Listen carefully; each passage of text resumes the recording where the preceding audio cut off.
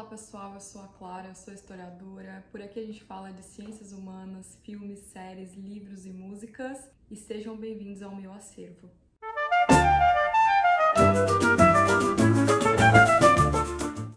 E hoje a gente vai falar um pouquinho a respeito do que é a filosofia e qual é a sua origem. Então vamos lá, pessoal.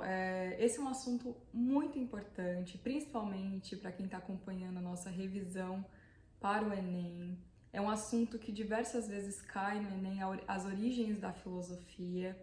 Então, assim, é importante saber de onde veio. Então, a pergunta da aula de hoje é: como começou a filosofia? Quando que os gregos, por exemplo, começaram a parar de necessariamente saudar os antigos deuses para começar a pensar de uma maneira mais racional? Para as perguntas da humanidade começarem a se transformar, como, por exemplo, pensar por que existem 4 elementos na natureza, como os filósofos pré-socráticos, conhecidos dessa maneira, já questionavam.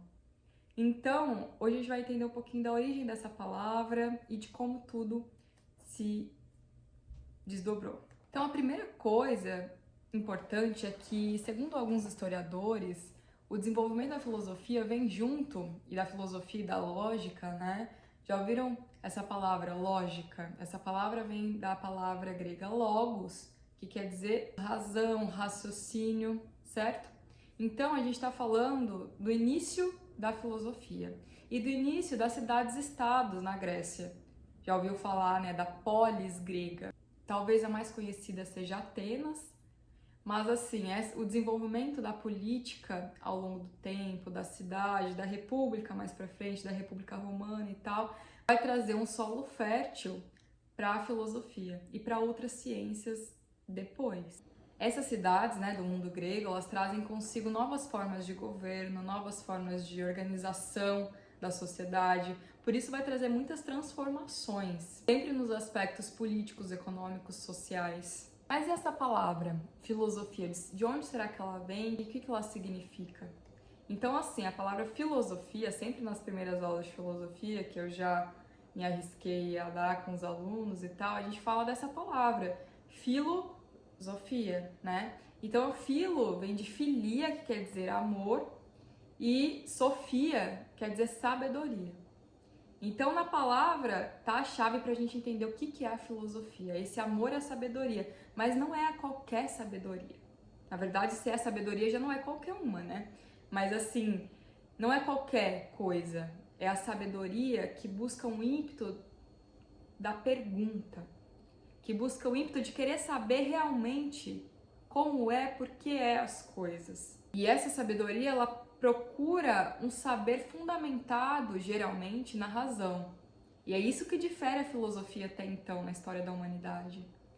Porque esse saber baseado na razão, fundamentado na razão, vai nos permitir que a gente não entenda as coisas só porque é um dogma religioso, por exemplo, ou porque é dito na mitologia, como era na Grécia Antiga, na Roma Antiga. As pessoas, os filósofos antigos, e seja filósofos modernos, contemporâneos, vão questionar as coisas sempre tendo essa base de fundamentar as coisas na razão. A boa filosofia, pelo menos, sempre prezou para isso. E é lógico que aqui a gente já pode fazer um paralelo de que filosofia não é opinião. Filosofia não é assim, eu gosto de chocolate porque eu gosto desse gosto. Isso é uma opinião. Não é necessariamente uma opinião fundamentada na razão, entende? Eu gosto de azul porque é uma cor que me chama atenção. Isso tudo é opinião. Mas assim, a filosofia, ela é fundamentada no que a gente costuma dizer como atitude filosófica. A atitude filosófica é essa atitude diante da vida, de não aceitar tudo na bandeja, de não aceitar as coisas como estão. Então, assim, o que é esse aceitar as coisas como estão? É como elas não são ditas. É ter o poder e ter a paixão, o amor, a reflexão, os filósofos antigos diziam. Nossa, mas tudo isso não é óbvio? Não, não é óbvio. Porque pensa você, quantas vezes você para refletir as coisas verdadeiramente? Se você para refletir as coisas verdadeiramente, questionar e buscar entender, isso já é uma atitude filosófica. Isso já te faz um pouco filósofo ou filósofa, com certeza. Então é o que a gente coloca, que os filósofos estavam em uma busca permanente pelo saber, por buscar saber as coisas. A gente pode pensar que esse saber racional evoluiu e nos trouxe outras ciências. Se a gente parar para pensar na palavra filosofia, esse amor à sabedoria, a gente pode pensar em biologia, em ecologia, em antropologia. Se a gente for estudar a origem dessas palavras, elas todas trazem um estudo de alguma coisa. Outra coisa interessante aqui da gente pontuar é que a Grécia Antiga, vou colocar um mapa aqui para a gente poder entender melhor, a Grécia Antiga não era assim um país unificado, né? Nem dá pra gente usar essa palavra país, porque ela é um conceito moderno de nação, que ainda não existia no mundo antigo. Pode entender que eram cidades-estado, cada uma com a sua especificidade, que muitas das vezes alguns povos, eles nem se identificavam uns com os outros. Então o que a gente chama de gregos, muitas das vezes são os helenos, até o período helenístico. Os helenos, eles se constituíram numa unidade depois do segundo milênio, depois de Cristo, e unificaram-se ali jônios, aqueus e outros povos numa unicidade, uma coisa só, por assim dizer, e eles sim se reconheciam como algo mais completo, algo mais junto e etc e tal. Nem todas cidades-estados, nem todos os povos gregos eram assim. Isso é importante da gente entender, porque senão a gente fica só esse senso comum de Grécia, Roma, mas a gente não entende que existiam formas de políticas específicas e uma maneira muito dada de viver. Quando a gente olha o mapa, a gente observa isso bem. Se a gente vê ali, ó, dos séculos 8 a século 6 a.C., esse mapa. O mapa da Grécia na colonização nos séculos 8 a 6 a.C.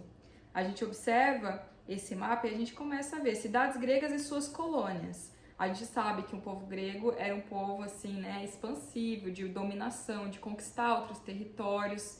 Então a gente vê que não é exatamente o mapa político da Grécia atual, que é um país, aí sim é um país e aí sim é uma nação, certo? Outro dia a gente fala de conceito de nações e nacionalismo. Ali a gente vê Atenas, Esparta, Bizâncio, né? Lugares conhecidos tanto pela geografia, pela história, filosofia, sociologia, quanto que até na cultura pop, se a gente for pensar, né, em filmes como Troia e etc e tal. Aqui a gente começa, aqui tem outro mapa da Grécia no século 21, e daí é bem diferente, a gente já consegue perceber uma fronteira específica, isso é uma spoiler, isso é uma dica do que faz uma nação, ter uma fronteira específica. E daí, como a gente já conhece o país Grécia hoje. Isso é importante, é só uma atenção aqui, porque a gente está falando de filosofia, a gente sabe que a Grécia, o mundo antigo, é um dos berços da filosofia, mas aí se a gente pensar no senso comum, tudo como uma coisa só, nos impede de entender o que realmente era. Então isso é importante, a gente entender as especificidades. Eu acho que ciências humanas, quanto mais a gente chega perto, mais a gente vai vendo que existem coisas específicas. Agora, voltando um pouquinho, o que difere saber racional de uma opinião? Já pararam para pensar o que define uma opinião? O que pode ser uma opinião? Pensa aí um pouco. Como os exemplos que eu dei, do que eu gosto, daquilo que eu deixo de gostar. Geralmente a gente coloca opinião, não é algo preciso, então vem de uma imprecisão. Não é algo que vai usar de uma razão, de uma racionalidade. Existe uma irreflexão e existe uma incoerência. Geralmente, numa opinião, não precisa ter, uma coerência de pensamento. Às vezes a pessoa fala assim, eu gosto de cebola crua, mas não gosto de cebola frita. Existe uma coerência? Tudo é cebola? Mas assim, é uma opinião, não precisa necessariamente ter essa coerência. Percebe? Agora, um saber racional precisa de algumas coisas. Precisa ter uma precisão, precisa ter uma coerência e precisa ter uma reflexão. Não dá pra gente sair falando qualquer coisa dentro de um saber racional, dentro de uma ciência. É preciso estudo. É preciso olhar para aquilo, olhar de novo, fitar, admirar, examinar, para ver como é que é mesmo. Eu acho que o exemplo mais claro que a gente pode dar é quando a gente recebe uma notícia, a gente questiona de onde ela vem, como ela vem. A gente tem que fazer isso. A gente sabe que mais agora que existe inteligência artificial, será que dá para acreditar em tudo? O século XXI nos pede uma atitude filosófica. O século XXI nos pede esse olhar diante do mundo. Como eu estava dizendo antes, também os filósofos e o saber racional geralmente se utilizam do método. Eu acho que um dos livros mais famosos a respeito do método é o Discurso do Método, do René Descartes. Ou Descartes, para a gente falar em português, assim como está escrito. Ele foi um dos filósofos assim racionais, né? Dos filósofos do racionalismo mais presentes na história. Mas assim, o que define método? Essa palavra também vem do grego, olha lá, que quer dizer meio e caminho. Então, através do método, a gente consegue um meio e um caminho de chegar naquilo que a gente quer. Então, como que se funciona um método científico? Que é o que o Descartes ele colocou assim como conceito. Geralmente tem alguns passos. Primeiro, a gente pode pensar numa identificação de um problema. Qual é a questão que eu quero responder? Geralmente os professores nos falam isso quando a gente vai escrever um texto, quando a gente vai ler um texto e fichar ele, fazer um resumo, quando a gente vai escrever uma história. O método aparece em vários tipos de ciência. Mas assim, qual que é o problema que eu quero identificar? Eu quero entender por que a cor do céu é azul. Tô com hiperfoco hoje no azul do céu. Por que a cor do céu é azul? Então, a gente vai lá e começa a entender. Esse é o problema que eu quero identificar. O problema não é que vem da palavra problemão, é que o problema é a questão que a gente quer resolver. Outra coisa, depois das questões, eu posso começar a pensar em hipóteses. Colocar hipóteses. Será que é porque existe gases na atmosfera que faz o céu ficar dessa cor? Será que é o reflexo da luz que faz ficar com essa cor? Existem várias hipóteses que eu posso pensar a respeito. E depois das hipóteses que eu testei, que eu procurei a questão, eu posso chegar na identificação de resultados. A partir da observação durante uma semana do céu, dadas as condições tais, percebo que E assim, o legal do método e da ciência, pelo menos a ciência desse método científico e tudo mais, é que não é uma coisa que precisa ser colocada como 880. Não é porque uma pessoa chegou numa conclusão que essa conclusão não vai ser revisitada diversas e diversas vezes. Isso que é o legal também da ciência, certo? Se a gente pensar em saber racional, se a gente pensar em conhecimento, no geral, a gente separa o conhecimento em algumas frentes. Já pararam para pensar que na escola a gente estuda ciências humanas e sociais, a gente estuda ciências da natureza e exatas, a gente estuda linguagens, a gente estuda arte que está dentro das linguagens. Então existem vários campos desse saber que vem da ciência, que começou lá atrás na filosofia. Então, apesar de filosofia ser uma matéria dentro das ciências humanas e sociais aplicadas, ela não é só ler texto. E os filósofos não só fizeram isso, existem vários matemáticos que foram filósofos. Lembra de algum aí? Que tem que resolver lá um problema de triângulo, a soma do cateto, não sei o que lá. É o Pitágoras, por exemplo. Ele foi um dos grandes filósofos da história da humanidade, era um matemático. Percebe como a gente também existem as frentes do conhecimento, mas o conhecimento mesmo ele é um só, na origem, na fonte. E as ciências humanas, aqui em específico, já que a gente vem estudando essa frente, ela serve... Vou corrigir, ela não serve, né? Porque eu também não sou muito a favor dessa coisa de que a ciência tem que servir a algo. Eu sou bem a favor do pensamento da Ailton Krenak, que a vida não é útil. Então não é que as coisas têm que servir para alguma coisa necessariamente, elas têm que nos dar essa base de conhecimento, é diferente um pouco. Então é para a gente saber, para a gente adquirir conhecimento, para a gente saber viver em sociedade, a gente saber que a gente precisa olhar o mundo à nossa volta. A gente precisa olhar ao redor, que a gente não está sozinho no mundo. Existem sociedades, existiram formas de pensamentos diferentes. Então tudo isso é muito importante para a gente pensar e estudar. Principalmente nesse fio do novelo aqui hoje, que é a atitude filosófica. Para a gente não crescer depois e aceitar tudo que nos derem. Aceitar tudo como está. Ou não ter essa atitude filosófica diante da vida e querer crescer, querer perguntar, querer saber. Isso é importante. Logicamente, quando a gente fala de filosofia, a gente lembra dos 3 filósofos gregos, que são, assim, os pais da filosofia, por assim dizer. Então, a gente lembra do Sócrates, do Platão e do Aristóteles. O Platão era discípulo do Sócrates, e ele escreveu muitos textos. O Sócrates em si não tem texto escrito, ele tem o que o Platão escreveu, a respeito do que o Platão conviveu e viu do Sócrates. É isso que os estudiosos apontam. Tem um texto do Platão que se chama Apologia de Sócrates. Nesse texto, Sócrates está fazendo uma breve defesa do porquê que ele não deveria ser preso, porque ele é acusado na época, na Grécia Antiga, de desviar os jovens porque ele estava ensinando todo mundo a ser um pouco filósofo, por assim dizer. Então, ele é preso por isso.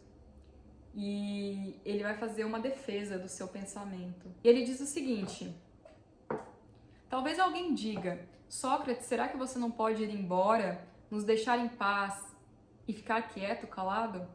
Ora, eis a coisa mais difícil de convencer alguns de vocês, pois se eu disser que tal conduta seria desobediência ao Deus e que por isso não posso ficar quieto, vocês acharão que estou zombando e não acreditarão. E se disser que falar diariamente da virtude e das outras coisas sobre as quais me ouvem falar e questionar, a mim e a outros, é o bem maior do homem e que a vida que não se questiona não vale a pena viver, vão me acreditar menos ainda. Vou voltar aqui, ó. E se disser que falar diariamente da virtude e das outras coisas sobre as quais me ouvem falar e questionar a mim e a outros, é o bem maior do homem e que a vida que não se questiona não vale a pena viver. Então, só estou trazendo esse trechinho da Apologia de Sócrates, do Platão, para a gente ver que, realmente, a atitude filosófica, o questionar a vida, ela está realmente no cerne e no nascimento da filosofia em si. Outra referência que a gente pode utilizar, que eu gosto muito, é o quadro Escola de Atenas. Com certeza você já viu esse quadro, seja numa ilustração de livro didático, seja numa releitura. É uma pintura renascentista, a Escola de Atenas, pintada por Rafael, um dos pintores renascentistas, e ela nos mostra o Platão e Aristóteles ao centro, que eles colocam, os estudiosos da arte colocam como sendo essas figuras no meio do quadro. Sim, é uma pintura interessante porque ela passa assim um pouco do clima, da vibe, do que era a filosofia. É interessante pensar porque no Renascimento teve, justamente vem da palavra renascimento, tiveram um ressurgimento de textos da filosofia grega que na Idade Média até então estavam apagados da história e não foram revisitados. Então a Escola de Atenas ser um quadro a respeito de filosofia e trazer esse cenário de que era uma escola onde todos estavam ali estudando, questionando, louvando os tipos de ciências, matemática, física, que vem da physis e etc e tal, é um quadro que imprime um pouco o que é a filosofia no geral. E é interessante a gente saber e conhecê-lo também. Então é isso, pessoal.